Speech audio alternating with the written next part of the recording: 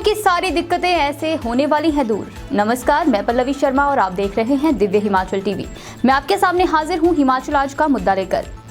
मुख्यमंत्री जयराम ठाकुर का दिल्ली दौरा एक बार फिर चर्चा में है। बाकी बातों के अलावा सीएम के प्रदेश के आगामी बजट पर भी चर्चा के आसार है। केंद्रीय वित्त मंत्री निर्मला सीतारमण के साथ उम्मीद है कि इस चुनावी वर्ष में हिमाचल को दिल्ली से खुले हाथों धन मिल सकता है।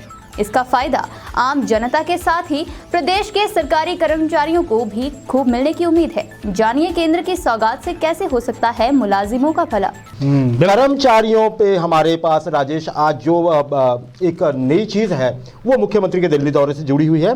दिल्ली से कर्मचारियों को आएंगे तोहफे। क्या बात। अब इस पे हम कर लेते हैं चर्चा। राजेश, जयराम ठाकुर साहब दिल्ली निकल गए हैं आज। बिल्कुल। तो अन्य बातों के अलावा प्रदेश के बजट पर भी सबसे पहले हम यहाँ से शुरू कर लेते हैं। बजट पर भी चर्चा होने वाली है। किससे चर्चा होगी, क्या चर्चा होगी राजेश? बिल्कुल, देखिए मुख्यमंत्री आज दोपहर दिल्ली के लिए रवाना हो गए हैं। अनाडेल शिमला से उनका चॉपर दिल्ली के लिए उतरा। दिल्ली पहुंच गए हैं मुख्यमंत्री जयराम ठाकुर। दिल्ली में कल उनकी बैठक होगी केंद्रीय वित्त मंत्री निर्मला सीतारमण से।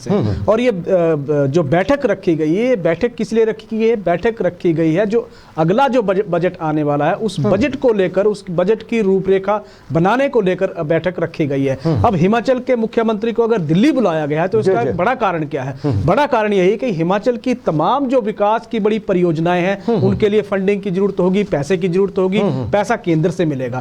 हिमाचल ने नया पे कमीशन अपने कर्मचारियों के लिए देना है। 1 जनवरी से वो लागू हो जाएगा। उसके लिए पैसे के प्रबंधन की व्यवस्था वहां से होगी, वो पैसा दिल्ली से आएगा। इसके अलावा और आने वाले वक्त में बजट सेशन, हिमाचल का बजट सत्र भी आने वाला है। हिमाचल का, क्योंकि सरकार का इस कार्यकाल के दौरान का ये आखिरी बजट होगा। इस बजट में लोक लुभावने, सीधे तौर पे सबको पता है कि एक तरह से सरकार कोशिश करेगी कि ज्यादा से ज्यादा जनता को मोटिवेट करने के लिए ऐसी स्कीमें या ऐसी योजनाएं लाई जाएं। और उनकी फंडिंग कहां से होगी? केंद्र से होगी। तो इसीलिए मुख्यमंत्री जयराम ठाकुर दिल्ली गए हैं, जहां कल बहुत अहम दिन होने वाला है, खासकर हिमाचल का बहुत अहम दिन होने वाला है। यानी केंद्र गए हैं, दिल्ली गए हैं, खुले हाथों से पैसे मिलने की उम्मीद है। आपकी तरफ से जो कहा गया मैं इतना समझ पा रहा हूँ।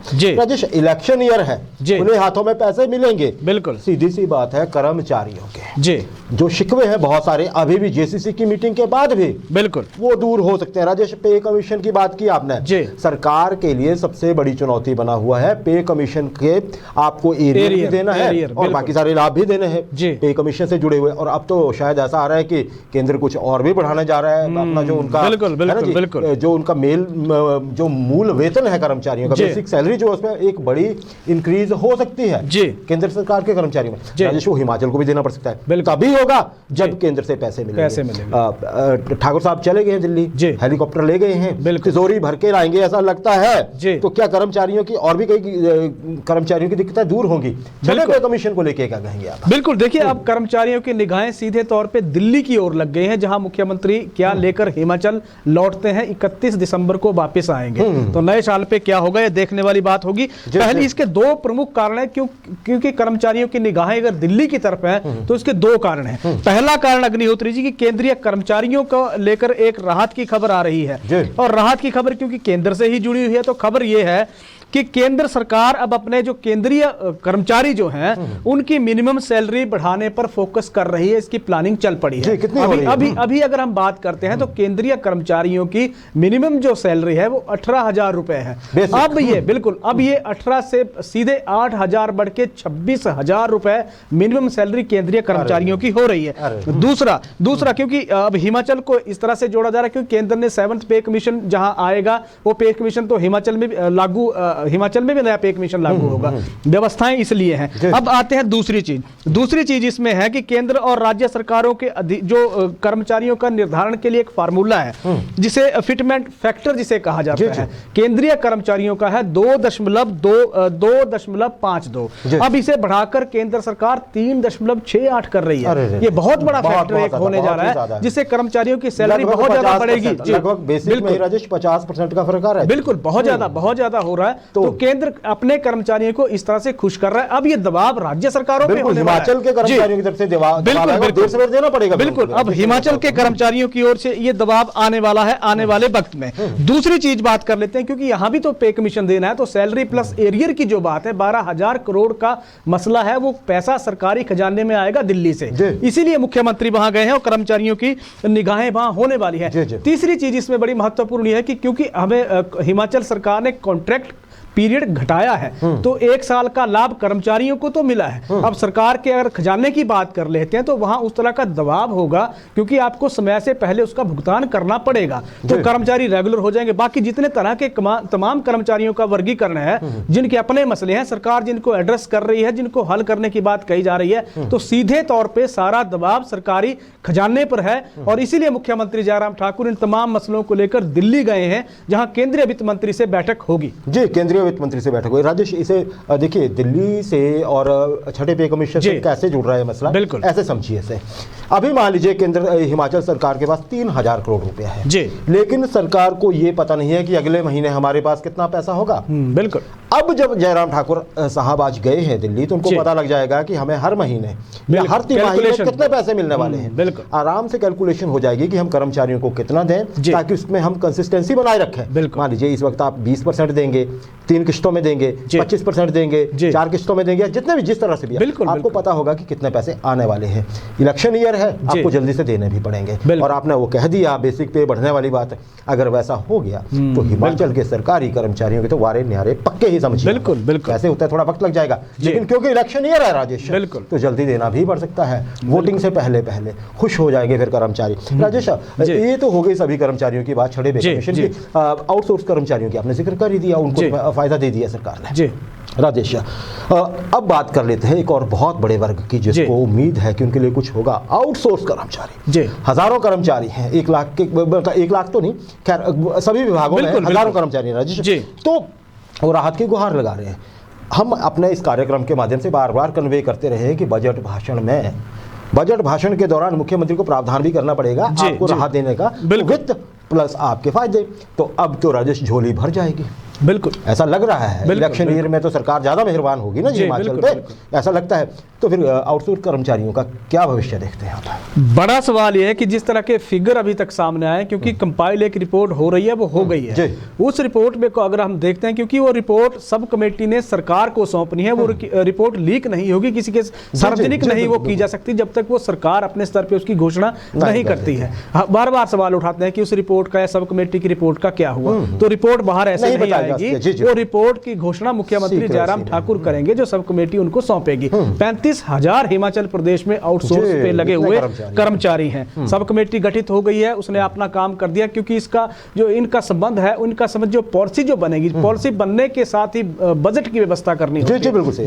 बजट सत्र में सरकार इसका ऐलान करेगी, तब तक रुकना होगा, तब तक सब्र करना होगा आउटसोर्स कर्मचारियों को। पॉलिसी बन रही है, उसका ड्राफ्ट एक तैयार हो गया है, अभी तक तो सूचना यही है। और 35,000 कर्मचारी ये सब्र रखें, क्योंकि इनके लिए राहत की इस सरकार के आखिरी जो वर्ष में है, वो राहत की बहुत बड़ी खबर आ रही है अग्निहोत्री। बिल्कुल बड़ी आ रही है। देखिए, सबसे बड़ी बात है कि जब बजट आ जाएगा ना आपके अंटी में पैसा होगा, तो तभी बांट पाएंगे। आपको पता होता है कि हम इतना इतना दे सकते हैं, तो ज्यादा मिलेगा, ये सभी एक्सपर्ट मान रहे हैं। इलेक्शन ईयर है, सरकार को लोगों को देना पड़ेगा, तभी वोट की उम्मीद कर सकते हैं। मिशन रिपीट का सवाल है राजेश। राजेश, ये तो बात हो गई आउटसोर्स कर्मचारी। जी, और भी बहुत सारे कर्मचारी हैं, कुछ वर्गों के हम जैसे नाम ले लें, जैसे पंचायत पशु सहायक हैं, वित्त विभाग में मामला अटका हुआ है। जैसे बोलते हैं कि क्लियर हो गई है फाइल, लेकिन अभी भी जब तक नोटिफिकेशन नहीं आएगी, क्या कहा जाता है, पंचायत चौकीदार हैं, पंप ऑपरेटर हैं, होमगार्ड्स हैं। होमगार्ड्स की बहुत ज़्यादा क्वेरी होती है हमारे पास।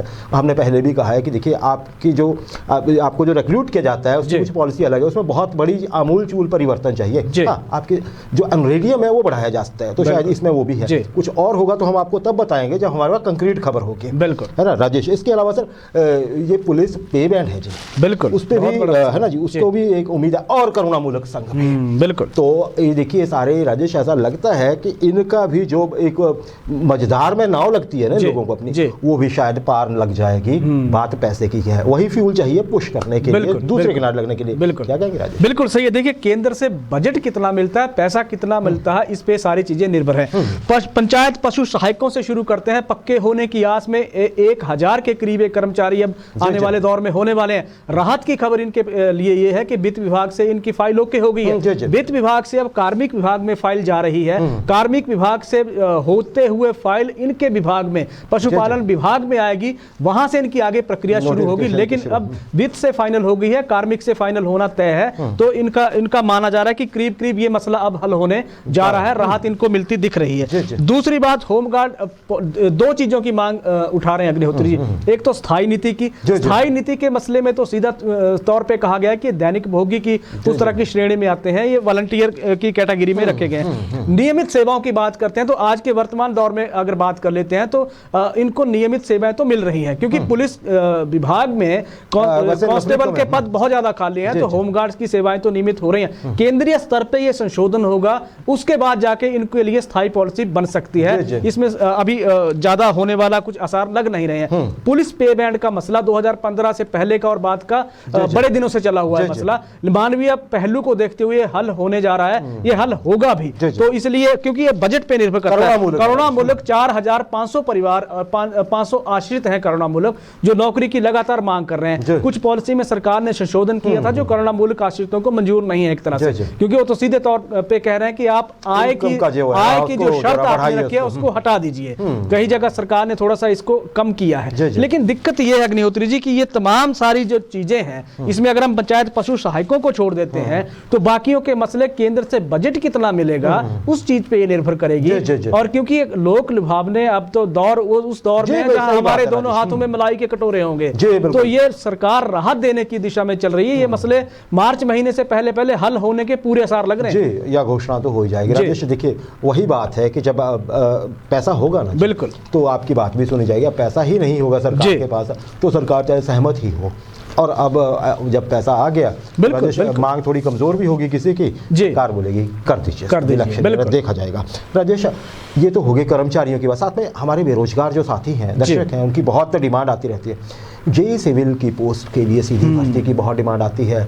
देखिए, इतना महत्वपूर्ण विभाग एक डिपार्टमेंट में होता है, खासकर पीडब्ल्यूडी में, आईपीएच में भी। देखिए, आप सिविल इंजीनियर्स के सिवा कैसे आप उम्मीद कर सकते हैं कि कोई चीजें सिरे से मतलब सही हो पाएंगी? बिल्कुल हो ही नहीं पाएगी, हाँ, बिल्कुल। सीधी भर्ती की लगातार मांग करते रहे हैं, क्योंकि नए लोग आए हैं, उत्साही हैं, उन्होंने नया पढ़ा है, नई टेक्नोलॉजी सीखी हुई है, तो वो चाहते हैं कि बैच वाइज तो ठीक है, लेकिन सीधी भर्ती के ज्यादा निकालिए आप। तो शायद वो, और दूसरे कौन है राजेश? लाइब्रेरियन। इनकी उल्टी है मांग। इनका ये भी है कि जैसे आपने पद पीछे विज्ञापित बात कही भी थी भरने की, एक तो भरिए। लाइब्रेरियन का, लाइब्रेरी की बहुत जरूरत है आजकल, स्कूलों में भी, कॉलेजेस में भी, बाकी जगह भी।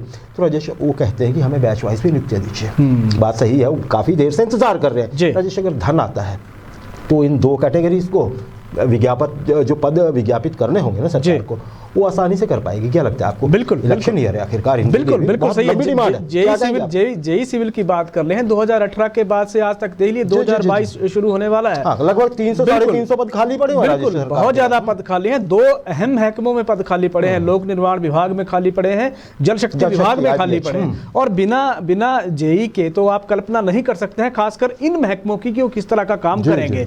लाइब्रेरी साइंस की आपने बात की, लाइब्रेरी डिग्री धारक जो मांग उठा रहे हैं, वो इनकी एक ही मांग अग्निहोत्री जी कि इनकी 50-50 जो एक फार्मूला है भर्ती का, उसी को रखा जाए, किसी नए फार्मूले की तरफ सरकार ना चले। हो ये रहा है कि अभी जो वर्तमान दौर की बात कर लेते हैं तो सरकार सिर्फ कमीशन के आधार पे पद भरने की बात कर रही है और भरे भी जा रहे हैं, लेकिन जो बैच वाइज इंतजार कर रहे हैं, झटका उन लोगों को लग रहा है। वो पूछ रहे हैं कि पॉलिसी बदलने की जरूरत क्या पड़ गई है? बिल्कुल, ये हमारे लिए ही ये पॉलिसी क्यों बदली है, सवाल ये उठ रहा है। बाकी टीचर्स के लिए भी बदल दीजिए, बिल्कुल, या तो बाकियों के लिए फार्मूला आप 50-50 की जगह हटा के कमीशन के थ्रू कर दीजिए, तो वहां से ये सवाल चल पड़े हैं। लेकिन अब क्योंकि आने वाला जो वक्त है, आने वाला जो दौर है, वह हिमाचल के लिए बहुत महत्वपूर्ण वो दौर होने वाला है। सरकार नहीं चाहती है कि बेरोजगार, क्योंकि 14 लाख की नफरी हिमाचल के खाते में बेरोजगारों की खड़ी है। सरकार कोशिश करेगी कि ये तमाम आंकड़े कम से कम होते जाए। राजेश, बिल्कुल सही बात है। समय की पाबंदी है राजेश, मैं चाहूंगा हम अपना लिमिटेड रखें, प्रश्नों को भी, उत्तरों को भी। राजेश, लास्टली इस सेगमेंट के लास्ट में, और आप क्या आम आदमी के लिए क्या देखते हैं विकास उसकी भी तो बात करनी होगी। जी। लोगों से, जनरल पब्लिक से भी बात करें, बेरोजगारों की बात हमने कर ली, सरकारी कर्मचारी, बाकी भी तो हिमाचल आम जनता के लिए, हालांकि हम इसकी पुष्टि नहीं करते हैं,